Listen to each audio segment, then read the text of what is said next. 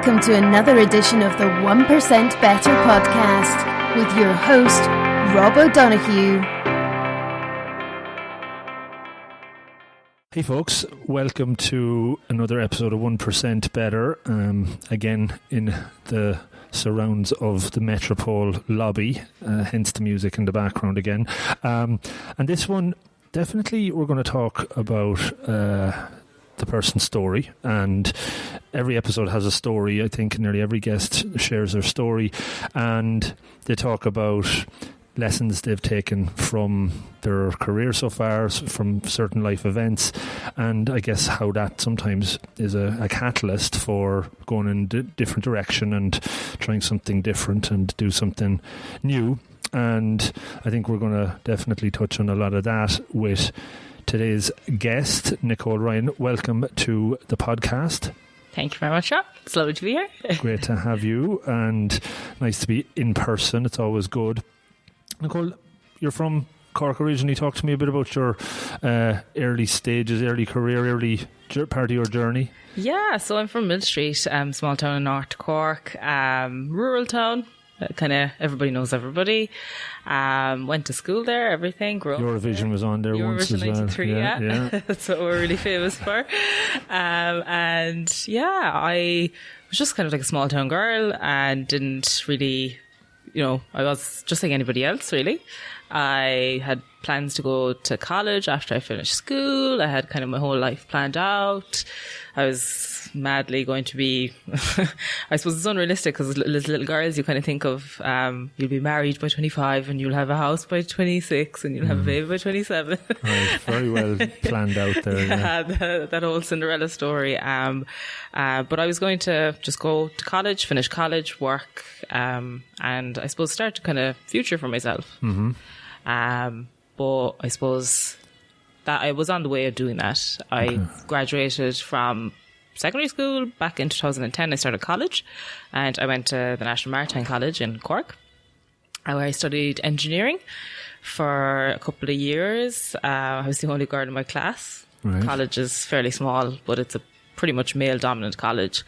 And I went to sea in 2015, where I was working for Irish Ferries for a couple of weeks with them.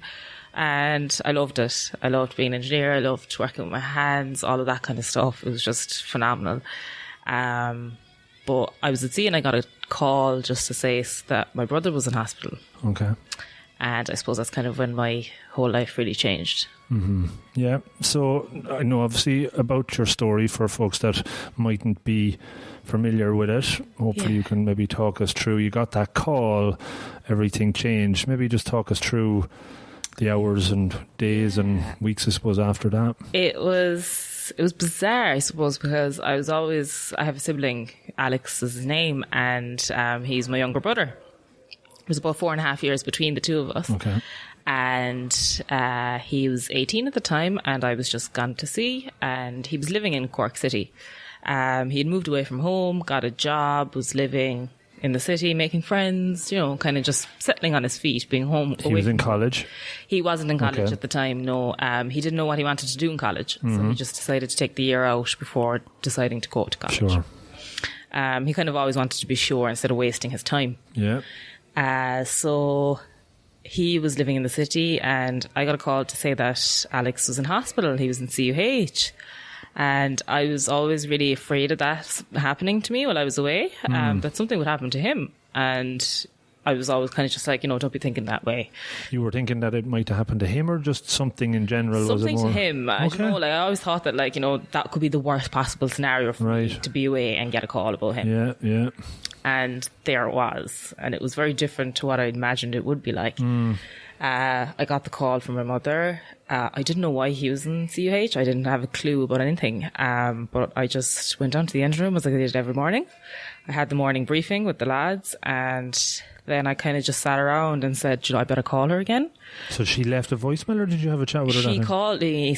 Because we were sailing overnight. Okay. So we were coming in from Sherbrooke to Rosslare, so I had no reception. Right. So that morning, I just kind of, around 7, I got a few missed calls from her, and I just thought she wanted to just chat with me. Yeah. But she called me, she said he was in CUH, and she was on her way there, so she didn't know much herself. So I just kind of, I suppose, I was in shock at the beginning. And then I called her back, and like she was in hysterics initially, and I thought, oh my God, something's after happening, and I didn't get to see him. But she just said, you need to get off the ship, you need to come home. And so I did. I came home. It took me about 2 hours to get from Rosslare back to Cork. And as I arrived to CUH, I got there and the 1 o'clock news is on. Right. I still hadn't a clue now about my brother or what had happened to him. Nobody was telling me anything. But all of a sudden he was on the news. Oh. And I thought it was just bizarre. I was like, why is he on the news? You know? And was his name being mentioned? Yeah, his name, his Okay. picture, his face, everything was on the news. And I was like, my God, like what is happening here? And I suppose I'm one of those people that also doesn't take bad news well, like in an appropriate manner. So like I would turn to like humor, hysterics. I started laughing in the waiting room. But like I couldn't stop as well. And everyone was just looking at me because there was other families in there as well. Yeah. And then I was allowed to see my brother. But the nurse had said, you know, he's in the ICU. You need to just be careful and just prepare yourself. Right. And I thought, you know, what's going on? Like, oh my God, I'm going to see him and he's going to be just in such a state. But when I was allowed to see him, he was fine. Except he wasn't fine, and that was the problem. Like, he was hooked up to every single machine inside there. He wasn't breathing for himself. He wasn't doing anything for himself. And then the paramedic, or the doctors had told us that he was found in that house up in Greenmount. They had bought a synthetic drug that they assumed it was a different drug. So they thought they'd done their research. They thought they took it well, but it ended up being about 100 times the dose of what he had taken at the time. Jesus. And so when he was found on the floor, and he was clutching to his chest. He had suffered a cardiac arrest, and nobody else in the room had even noticed that. So the paramedics came in and they resuscitated him for around 10 minutes. And then as they brought him to CUH, his organs started kind of failing and giving way, but they put him into a coma, and he kind of stabilized for a bit. And so he then was brought out of the coma when I got there. So then it was kind of a waiting game for us. So that was just a Tuesday, and there was a lot of, like, it got a lot of media attention. Of course it did. Yeah. And the media picked up straight away. Was it drug related, was it? Or how did they? Yeah. It unfolded very quickly. Right. Everybody had known that there was a house party, there was a drug, something had gone bad, horrifically bad. Right.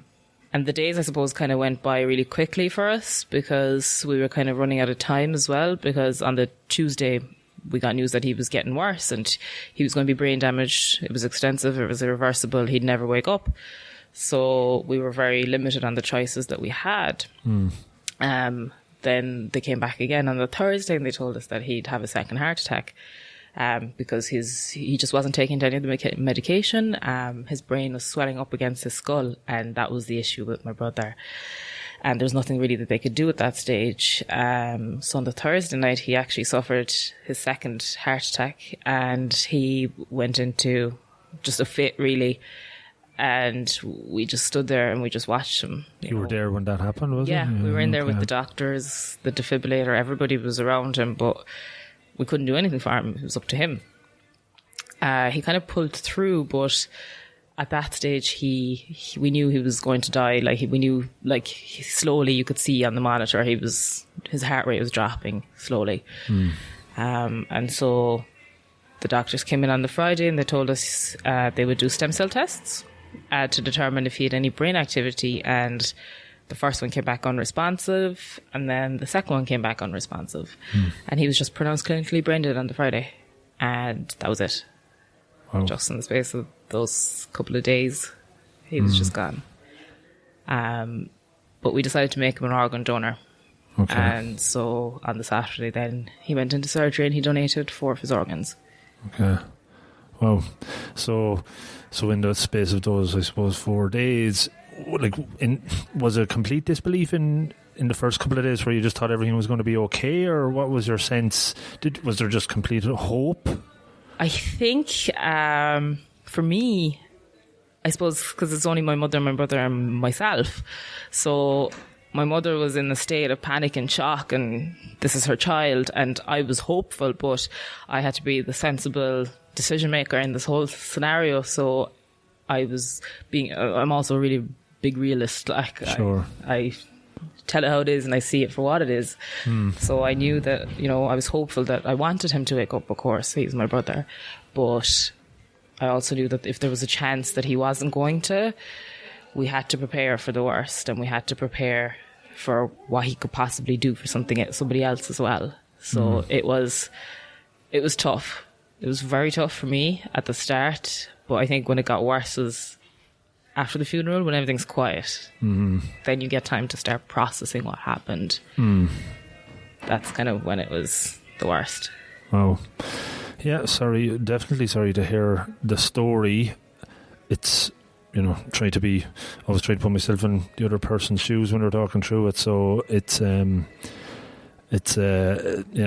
tough to kind of imagine going through that. For the days after the funeral, for the weeks after, what was that like? It was like you were stuck. You were stuck and you could see everything else moving around you, but you couldn't move anywhere. And you just didn't know anything. You didn't know which way was up, which way was down. You didn't sleep. And if you slept, you just dreamt of nothing. Like for the first couple of weeks, every night I went to sleep, I would just pray that I just didn't wake up.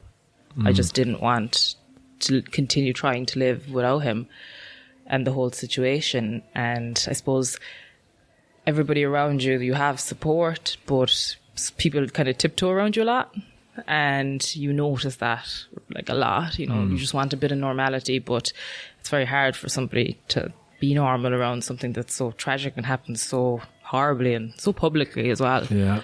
The media, I suppose, is the hardest part, because they always wanted to know it, they always wanted to be there or get something out of you, and you're in the midst of trying to just carry on with this, and you just don't want to talk about it. So for me, it was really, really difficult, because I was an only child again, and now I had to begin to restart. So for me, it was really difficult. Tough.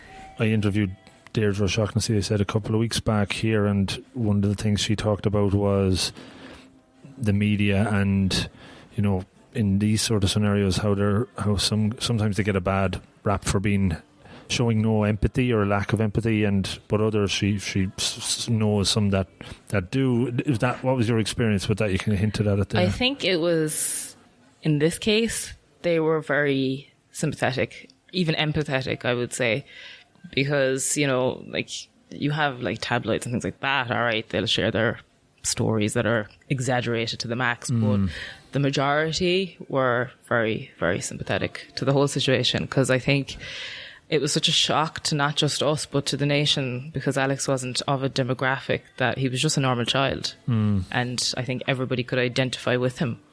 Yeah. And that was the kind of shocker for all of us. Yeah, like, a lot of kids dabble with stuff, I suppose, when they're a young age. And, I don't think people would typically be making that choice thinking the worst. You don't generally think the worst is going to happen. Like, and on that note, was all the others, were they okay? Did anything else happen to anyone during that? No, all 6 of them were admitted in the hospital on that Tuesday morning night, but 5 of them were discharged the following morning, but Alex just never did. Right. Okay. So it's a tough story, and like any of those that probably bring you to a very dark place, is there a point where you start looking at things a little bit differently, or looking for some sort of something to cling on to kind of move in a different direction? I think when you do lose somebody so close to you, the way you see the world changes completely. I talk about it sometimes in the blog that I write about looking at life through like a kaleidoscope. So like everybody sees it one way, but the people who've lost somebody can see things differently, and things that used to matter to me just don't have the same value anymore. And you start to think of, I suppose it goes back to your basic instinct of fight or flight, or freeze even, as well. So you have a choice at the end of the day, and I just wanted to. He was known for something so negative, but like, I'll always say it was his choice. It was my brother's choice, 100%. He was the person that, you know, in the end made the choice to take the drug. But he was also very uneducated and all these other external factors that were happening as well. And after his death, nothing really changed. You know, there was nothing that was going to change until another child was going to die, and it was going to happen again, and it's going to continue happening. Yep. So I kind of thought, you know, I wanted this to be a learning curve for everybody, not just me, our family or my brother, and that the education system and how we talk about drugs, how we perceive them and things like that had to change. And we have to just kind of start evolving with them. Okay. So with that, you started to, I suppose, the Alex's adventure started to emerge. Maybe talk to me about the thought process around that. Sometimes I'm fascinated when you have an idea to do something, you know, and people maybe cling to it and are running a million miles an hour, and maybe down the road then realise there mightn't be much thought behind it, or it was just a random idea. Obviously this has more thought behind it, I would imagine, and maybe just talk to me about the concept and how it started to evolve. And I suppose how Alex's adventure happened was, to be honest, I'm not a risk taker. Like, I wasn't a risk taker before this, and it took me about a week to decide this thought process. I spent the whole week fighting myself. A week isn't too bad. I know. Takes me a long time to come to a risky decision, I tell you, longer than a week. Exactly. The thought of Alex's adventure was, I suppose it was after the funeral, and at the funeral when I gave my eulogy about Alex, one of my friends and also my grandmother as well, she was saying that, like, you have such a good way with words and you speak so well. Not a skill that I had thought I had. It wasn't a skill that I developed in secondary school anyways, because I didn't, you know. Weren't doing presentations on a regular basis. No. And I didn't really think public speaking of anything, you know, I didn't really like it. But then I thought, you know, if nothing's going to change and nothing's going to happen, Alex can be that change. And he has a story. This is a really powerful story that can actually change the perceptions of people. And how can I do that? What can I do to help that and take something so negative and turn around into something so positive? Because there was a lot of media around it. I could use that and, you know, turn it around. I suppose I called it Alex's Adventure for a specific reason. Because at the time my brother passed away, I remember Coldplay brought out Adventure of a Lifetime, which was a song. And it's such a weird, kind of nerdy, stupid story. But in the video, you have Planet of the Apes, you know, the chimps, they're all dancing. And me and my brother loved the Planet of the Apes. We had this obsession with that film, and we still love it. And anytime I'd kind of be sad or think of him, that song would play in any shop, like, we were in Italy and it was playing anytime. It would just come on randomly. And then I was thinking of a name and I was like, what'll I call it? Yeah. And then I thought of Alex's Adventure, because it was his adventure and I was just a storyteller in between.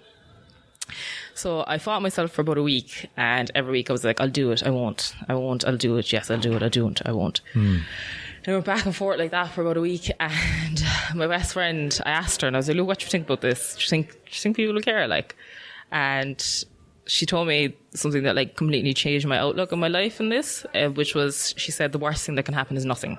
Sure. And at that point, that was the worst thing that could happen. I had already lost everything, and what was another kind of small little hiccup? If nothing was to come of it, then nothing comes of it. But if something was to happen, then that could change everything. Yeah. So that's when I kind of went for it and decided to start Alex's Adventure.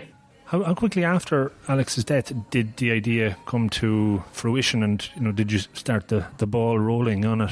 It was exactly 2 months after he passed away. Okay. I just said, look, if I'm not going to do it now, I'm not going to do it at all. So I needed to just go in head first, and that's what I did. I just started it with the concept, the idea, and put it out there. And I did get a good response, and I was going to say, you know, I was going to get everything in order before my first school visit in the following September.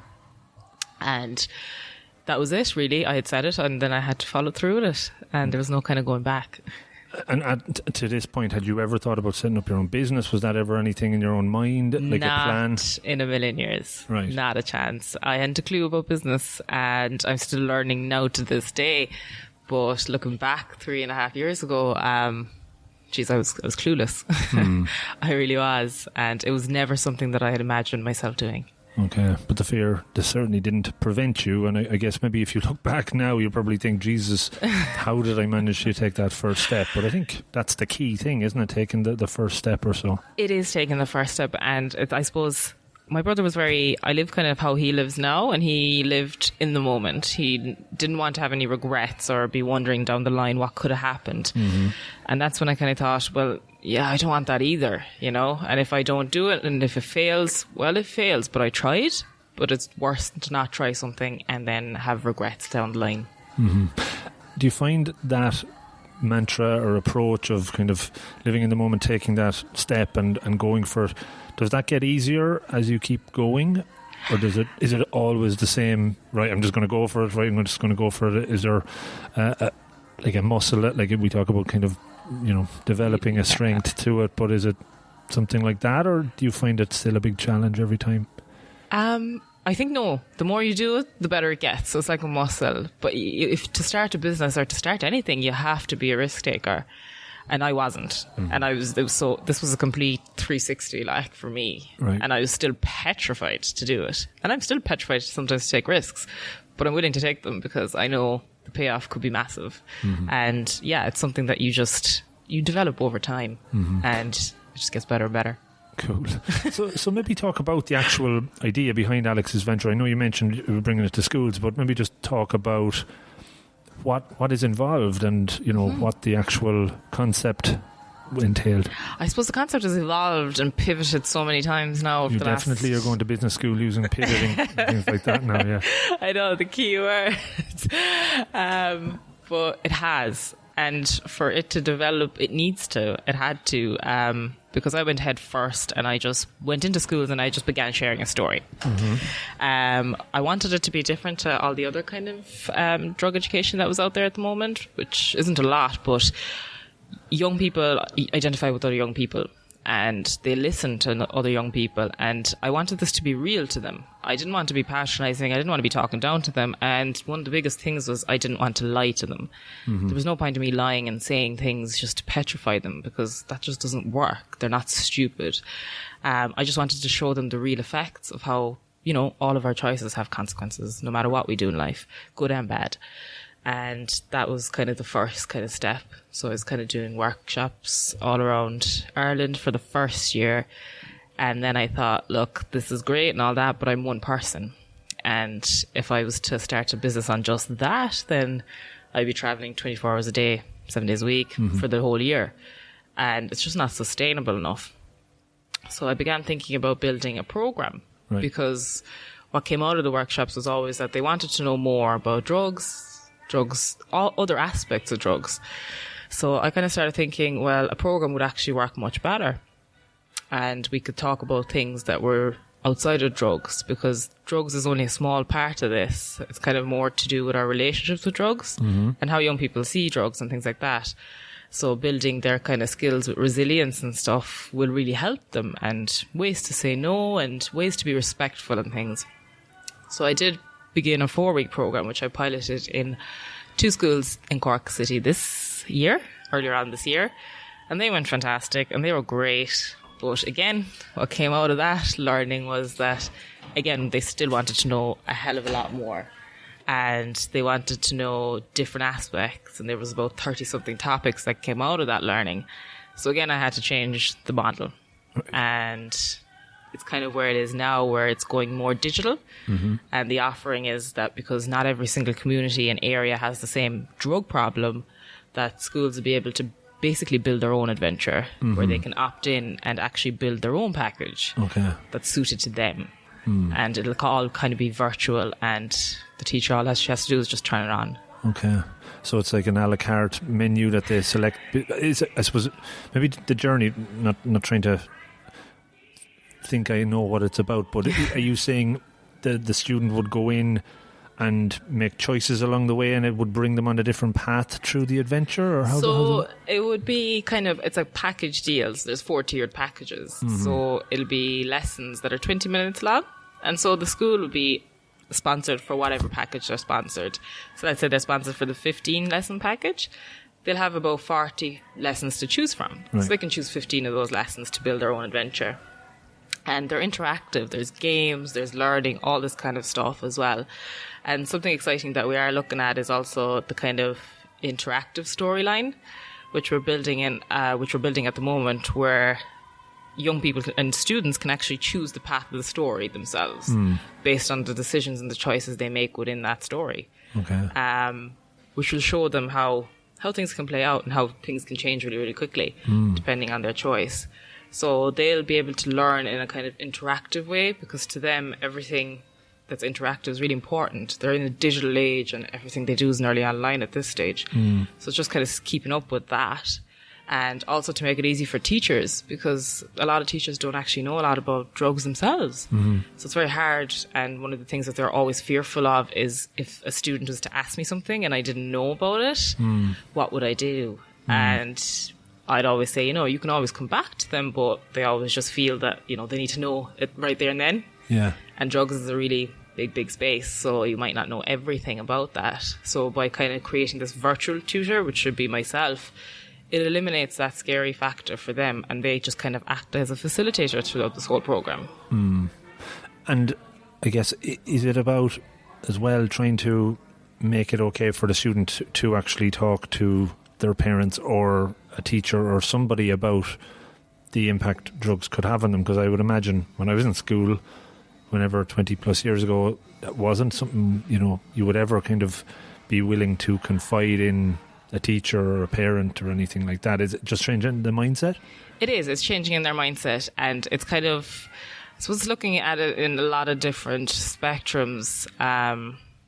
It's trying to destigmatize that whole thing about being a habitual drug user, and that it's only habitual drug users that use drugs, and opening their mind to other certain types of drugs. Because I suppose with young demographic now, what we're seeing is that they're using things like Xanaxes, prescription drugs, and steroids, because the lads want to get big really quickly, and steroids are something that they'll use. Yeah. And I suppose, kind of athletes and all that kind of make it seem kind of almost okay, and that it's harmless. And you have rappers and music and all this culture talking about Xanaxes and how they use them to numb their feelings. But it's more about actually helping them develop coping skills that are really good and normal, because adolescence to them it's a horrible time for all of us. We've all gone through it, and we're crying over spilled milk most of the time, and your emotions are everywhere. So instead of turning to a Xanax when your boyfriend breaks up with you, you need to develop skills that you can just, cope with it. It's normal, it's okay, and it's letting them know that, because they don't really have that at present. They don't really develop that anymore, especially with the digital age and social media and all the other external influences that they have in life at the moment. It's about showing them that it's okay, what you're going through is okay, it's adolescence. You don't have to turn to something else, like a pill.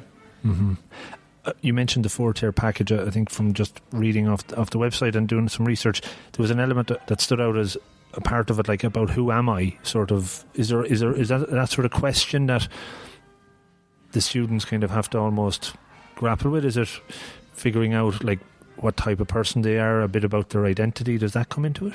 It does, because it's all part of adolescence. So while the program is a drug education program and we talk about drugs, we talk about all external factors as well that can contribute to our choices. So peer pressure, and they're going through a time where they are finding out who they are. I mean, I think we all are, even to this day. It doesn't come overnight, to wake up and know who you are. Yeah. But it's so much more difficult for them at that stage. Whereas when I was growing up, I didn't have social media, so I was lucky in that respect, where things weren't captured and people just found out your story, whatever. Everyone laughed about it for a week and everybody got over it. They don't have that now. But it is about just trying to become comfortable in your own skin, and just building your self-esteem slightly so that you can stand your ground should you not want to participate in something. Because a lot of the time with drug use, be it an athlete or someone that is a habitual drug user, it's about our relationships with drugs, and it's about wanting to be part of something. So if all your friends are doing it, you don't want to be that excluded person. You don't want to be the outsider. So while you might know it's wrong, you'll still try and do it just because you want to be included. Very good. Yeah. So you mentioned the point where you realised after the first kind of pivot that you can't do all this on your own, and just interested in the process you went through for feedback on that, and how you worked through that. Because I think in any business, when somebody maybe steps out, they think they have the best idea in the world, they want to cling on to that until it becomes this is going to work sort of thing, and it's very hard to let go, thinking, okay, maybe I was wrong here, I need to listen to other people. Maybe how did that work for you, and how did you deal with that? Initially, I think I love pivoting now. Like, if I'm pivoting, then I'm like, okay, I'm doing something right because I understand it now. But initially, it is hard because this is your baby, almost. It's like your child, and all of a sudden someone's like, well, this isn't going to work. And then you're like, well, you don't know what I've been through, you don't know this, that, and the other. Almost, yeah, you are almost offended, but you have to be open-minded as well. And you have to kind of see that, okay, like I love critical feedback, or feedback in any way, but if someone's criticizing what I'm doing, brilliant, because I can learn from that very easily, and I can see, okay, that person has a point. Maybe it's not a full point, but I'll take it on board, and I'll go back to the drawing board, see what can I change, and what do they mean, and ask them about it. Because I suppose, it is very hard to pivot initially, or you're afraid, because if you were wrong, I know failure is such a thing that, like, you took this risk and everybody was on board with you, and then all of a sudden, oh no, Jesus, it's not working. Yeah. But that's not failure. Like, you're learning from it, and you have to pivot to have a successful business, because that's just how it works. It was difficult. And the first year, Jesus, even now, it's still difficult. Like, there are days where you just want to walk away. Yeah. Move to the other side of the world and start again. Interesting on the feedback piece then. And have you developed a process? And you're doing the Ignite program at the moment still as well, so I presume you're learning a lot through that. But are you developing not just coping mechanisms with the kind of feedback, but how do you analyse it objectively and then kind of take some of it on board? I'm just interested in any tool or approach. For me, initially, it was kind of I got the feedback and I kind of went away and I was kind of sad about it, and I didn't know how to cope with it perfectly or well. But then I started studying substance misuse in UCC, and as part of that, it was advised that we began psychotherapy, and I was completely adamant against it. I was like, no, this is stupid. That you get your own, you do one-to-one. You one-to-one on your own time outside of this. Okay. And I did. I went ahead and kind of the first few sessions, I remember just thinking, oh, I'm just going to make this very difficult for him now. And he's not going to know me, and he's not going to, I'm going to see how good he is. You're going to go in with a bag over your head and see if he can cold read you. Yeah. But I did it for about a year, and it actually helped me a huge deal. The coping mechanism that I use is I would take the criticism, and the worst thing you can do is respond instantly. Don't, to an email, to a phone call, to anything, just take it and go away for a while and think it through, and then the next day respond, because people do that too quickly, and then in the heat of the moment, you're not thinking clearly, you're not processing. Just sit with it, think about it. My coping mechanism is writing. I love writing, and I love writing about all sorts of feelings and experiences that I don't share with everybody on a daily basis. So to me, it's definitely just like taking it and actually like thinking about it, not just saying, oh yeah, I'll take that on board and just going off and doing your own thing anyways, but actually just understanding, and even ask the person, like, why would you say something like that? Because they'll have a reason and they'll give you something back, and then you'll understand the whole process of their thought process as well.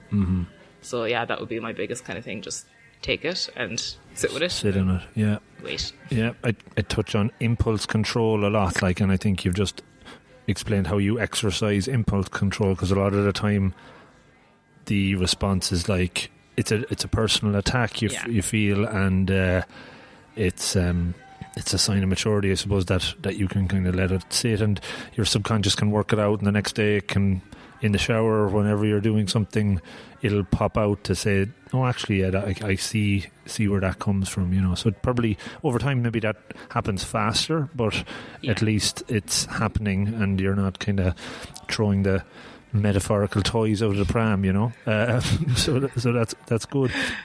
You mentioned that the study you're doing as well. So you're kind of doing the business and kind of upskilling as well in the psych. Is it what's this? Substance abuse and addiction. Abuse, yeah. I really just kind of wanted to upskill myself and really get an understanding into the whole addiction scene and the whole thing about drugs and substance abuses, because while I know things from personal experience, I also want an academic learning as well from it. So I completed first year, so I have a certificate, but I'm going to go back and finish my second year after the Ignite program. Just doing everything all at once was just way too much. Yeah, of course. And if it's one thing I've learned, it's self-care is important also. Yeah. So I'm looking forward to just completing that as well. And it's been a fantastic and eye-opening kind of course into just addiction and how we perceive it. Yeah. No, I read a book not so long ago around, it's called The Power of Habits by a guy called Charles Duhigg, and it talks about addiction and habits and cravings and how you can actually break those down and kind of replace the bad habits with good habits. Is there anything that you took away from that so far that helps the business in how you approach, you know, the actual material, the content? Definitely. It's definitely the understanding of kind of the thought processes, even as something as simple as the thought processes of, because I work with a couple of doctors in the psychology department in UCC, and they specialise in adolescent behaviour, so how young people make their decisions and what it's based on. So even understanding things like, because boys, the front part of their brain matures a little bit slower than girls, they're more impulsive. So they'll make a choice really, really quickly, as opposed to girls might just think about it a little bit, but not really. But yeah, it's about addictions, how we talk, the language that we use when we talk about people who are addicted is really important as well, because like language is very hurtful, and it can be, you know. So it's just teaching young people about that as well, that what you say has an impact, and just being mindful of that. But yeah, it's just a lot of the stuff that I've learned through that course has definitely helped me shape the way the lessons are, the way the courses are, and the way the teaching evolves.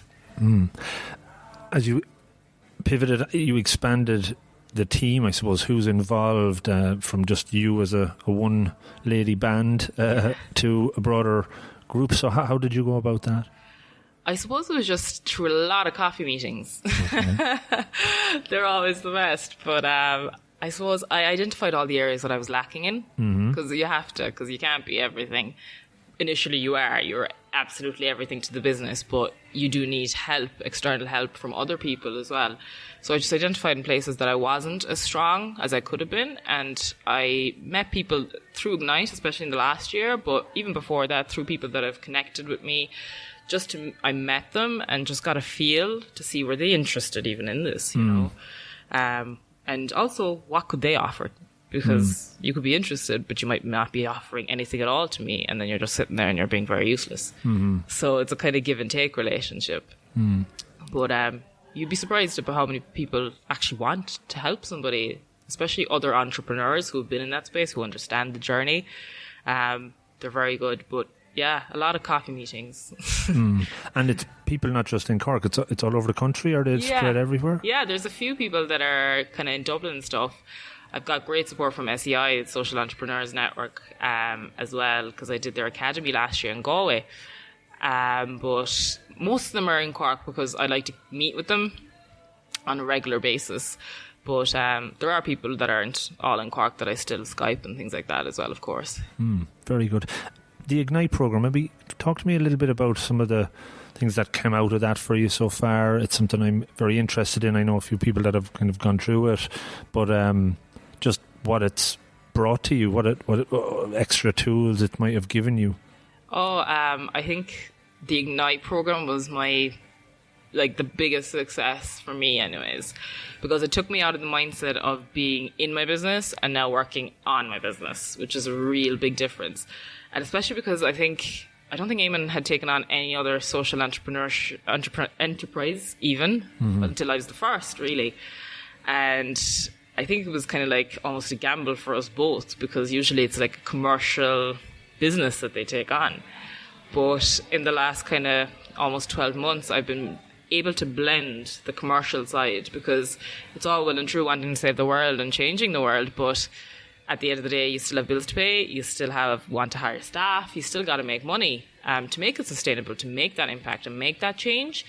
And it's actually learning that side of the business that has helped me in the last 12 months massively, because I hadn't a clue. Like, I just wanted to go out there and save the world. But to be able to learn and get the tools to be able to actually save the world and do it sustainably is key. So that's exactly what Ignite did for me. And it's fantastic to see that there's other social entrepreneurs now coming in through the door. And it's something that, like, we need as social entrepreneurs. And we're still kind of like not an understood kind of space. Right. Sometimes you meet people who are really commercial, and then they're like, what do you do? Like, are you charity or what are you? And I think there's also a lot of, like, people are afraid to be a business, because if you're doing something social, you have to be doing it for free. That's kind of attitude. And then if you're doing it for business, well, you're not really doing it for anything, are you? Or you're just doing it for money. But I always go back to, like, the example of the Body Shop, which is a social enterprise. You know, they make a lot of money, but they do give a lot of their profits to the rainforest. Yeah. And that's exactly what I am, a business, a for-profit business with a social impact at its core. I think definitely people would absolutely forget that the Body Shop was and is about that. I remember that when it came out in probably the 80s or so, probably started or even earlier. During the few years so far that you've been doing this, what's the biggest mistake you've made that you've learned the most from, or what just jumps up for you there? Taking care of myself. Okay. It's a forever learning curve. Sometimes I just take on too much, and the burnout is just, it's always so, you crash really hard. It takes a while to come back, like, even mentally, not even physically, but sometimes it gets to that physical stage where you're actually physically yourself, you're sick, you're unwell. Definitely pacing myself and just kind of being more strategic about things, and definitely being open-minded, because you just can't have tunnel vision. Not at all, because you have to take on board other people's perspectives and ideas. And yeah, open-mindedness is key for me anyways.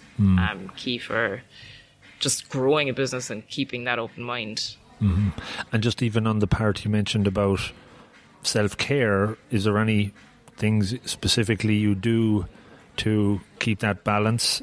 Do you have to, like, get your mum to just, like, lock you in a room for 24 hours to recharge, or? I think it's so hard to self-care though when you're when you're an entrepreneur at all, because, like, when you're trying to, let's say you're like, okay, Sunday's off and I'm going to do nothing on Sunday, and even though you're doing nothing, you're still thinking about all the things that you need to do tomorrow or the things that you need to do next week. Yeah.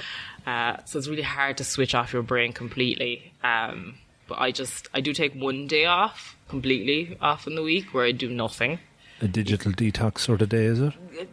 I watch Netflix, so it's not really digital detox. Right. I'm still in the digital world. But I also like to read, and that takes me out of a different space.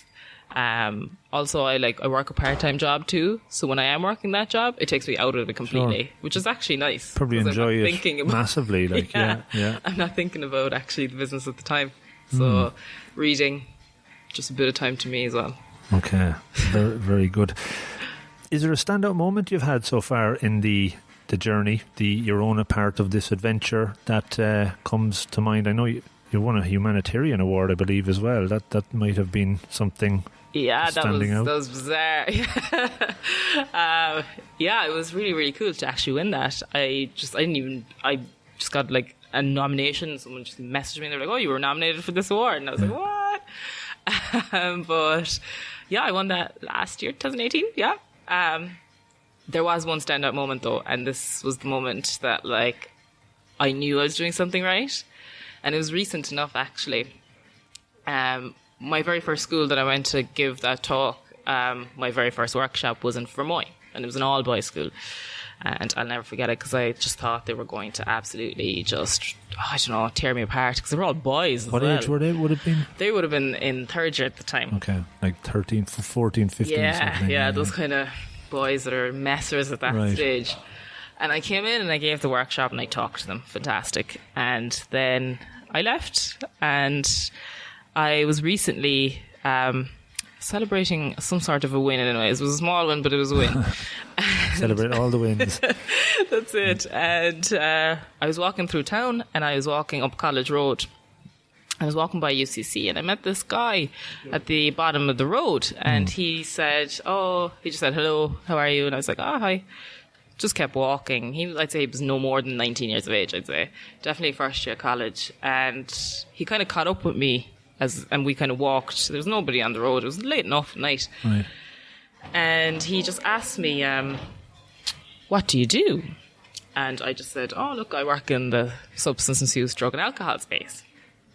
And then he turned around to me and he said, I remember there was this one time there was this girl and she came to my school. It was about 3 years ago and she showed me the story about her brother and how his choices had led to him dying. And I never forgot that story. And it just always stayed with me. And I always think about that time that she came in. And that's kind of when I was like, oh my God, like he doesn't realize that I am me and I am the girl that came to his school. And this is what he says when I'm not in the room. Like this is what he talks about to somebody he doesn't even know. Well, he doesn't think he knows. And that kind of was just like such a wow moment. I was like, he took that on board 3 years ago and he still talks about it to strangers. Sure. That was kind of the power of the impact. And then when I told him who I was, he was just blew him away then. Blew him away. He couldn't believe it. He gave me a hug and everything and he was just so thankful. But it was amazing to see him progress so far and now he's in college and he still remembers that. Yeah. So I think that was just, it was like I don't know, it was just so surreal. It's brilliant though, because it's those little stories that have the most impact on, I know, and not a similar comparison, but if somebody randomly mentions that they listened to an episode that I put out a year ago, you just don't know who's picking up on certain stuff at any time. You're talking to hundreds of people, but it's the onesie, twosies that come back randomly that I suppose gives you that continued drive to keep going, you know? Yeah, that's it. It was just to know that it was always the mission to have just change one person's life and one person's, mind about it. And I've achieved that. So anything above that is just another massive win. Very cool. Nice. Just a couple of quick ones before we wrap up.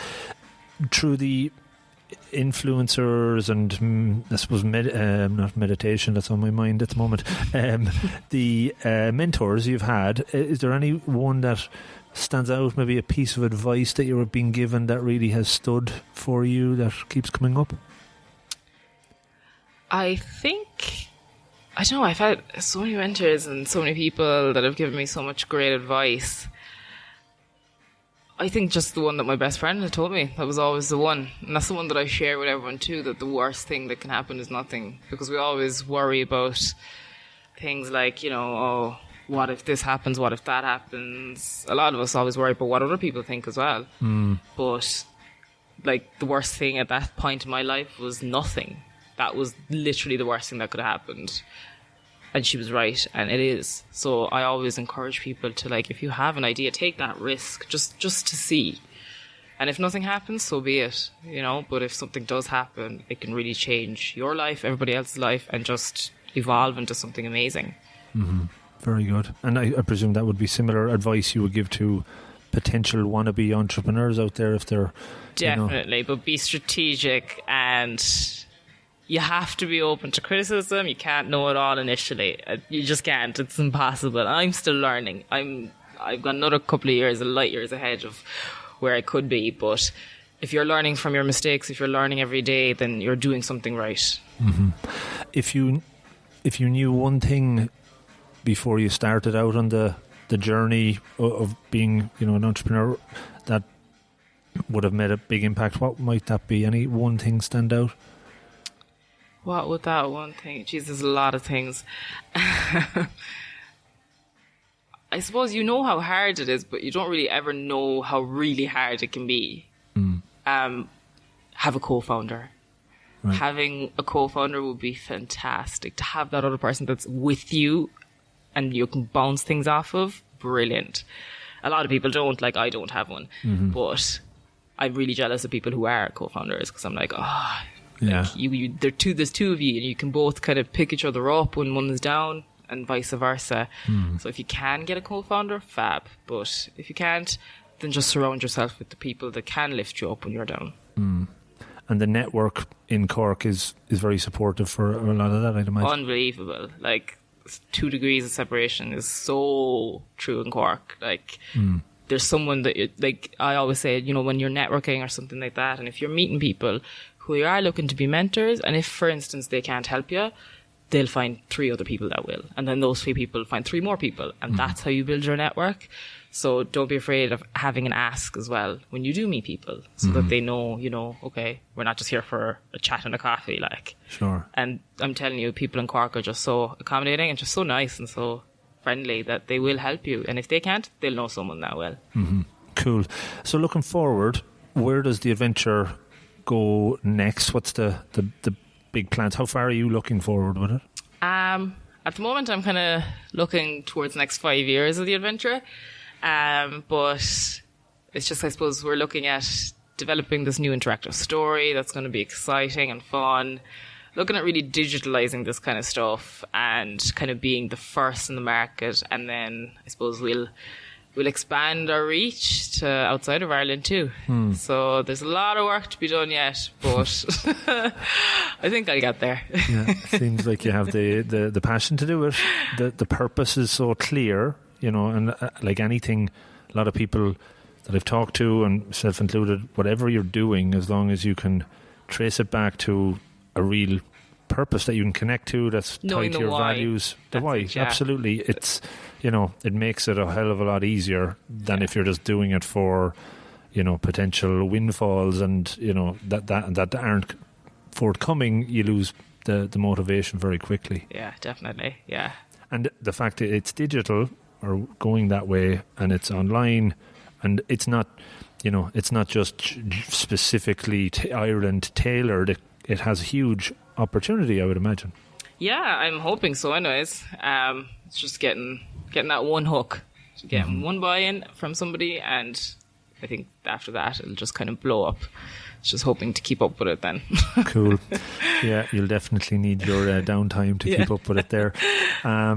Brilliant. Maybe just for people that are listening that aren't necessarily from Ireland, people in the US and all over that listen, so how they could maybe check it out, learn a bit more about you, how they can get in touch. Oh yeah, loads of information on the website, which is www.alexsadventure.ie.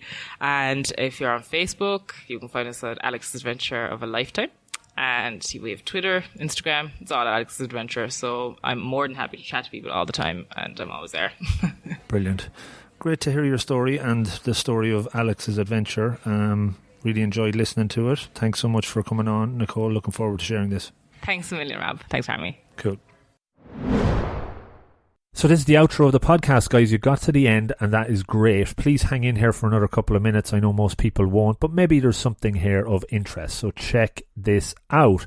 First off, thanks so much for listening to this one, as well as maybe the 100 or so that's gone before it. Why not check them out if you haven't already? There's lots of good stuff in there. The whole podcasting journey for me has been a huge learning, and I'm trying to help you guys learn and improve as well. So much has changed over the last few years since I started it. I've really realised lots of the goals that I put out there, and then realised so many unexpected benefits as well. And I think anytime you take on action towards a goal, you're going to pick up lots of things that you didn't expect along the way, and hopefully they're good things. In this particular episode, was there any 1 or 2 things that jumped out? Maybe you could take a pen and paper out right now, because this is something that you might think of during the episode but never do. Do it now. Take it out. Write down a goal that you're going to set yourself as a result of something you learned from this episode. Put a plan in place and then work towards it, applying yourself deliberately over time. Take ownership, build a habit, improve, get 1% better, share accountability with somebody you know in a buddy system, and learn and grow and improve. That's what it's all about. that's my hopefully inspirational piece done. Other areas to note: check out the website robofthegreen.ie. You can consume everything there for free. There is obviously the podcast, there's video, 1 Minute Monday clips, there's articles, not enough, but I'd like to put more there. If you're interested in putting one there, let me know. And there's a Get Better app page, which I'm starting to add new content to over time. There's a feedback page if you want to email me, rob@robofthegreen.ie instead. But it's all about trying to engage you and get you to a place of improvement. So I'm open to feedback. As I said, ways you can help me is by following me on the socials. @robofthegreen.ie is the website, or @robofthegreen on all the social platforms. Subscribe to the podcast on any of the apps that you might listen to it on. Talk about it, tell a friend about it, tell your family members about it, share some of the ideas not only to your friends but to me. Is there anything I can improve upon? Sign up to the newsletter, that's there as well. I'm experimenting again with a group called Slack, Rob of the Green on Slack. This is really for a shared accountability environment and sharing ideas. You can sign up to that on the website as well. All of this is obviously all free, but there is also an option where you could subscribe to my Patreon site and make a small donation for the content that we do. It's there, it's totally up to you. Everything that is coming in through that or could come in through that will go into making the podcast better. So, to close, I am always trying to improve and get better. Change is difficult, I know that, but it's all about taking the first step. Learning something, applying yourself, moving forward. You can do this. I've been able to improve, pushing myself outside the comfort zone, learning, and I think if I can do it, so can you. Don't overreach, don't set yourself unrealistic goals. 1% at a time is enough, but it's all about starting, and that will bring you on your pursuit of betterness to a great place. Thanks for sticking to the very end. Talk to you next time and take care. Good luck.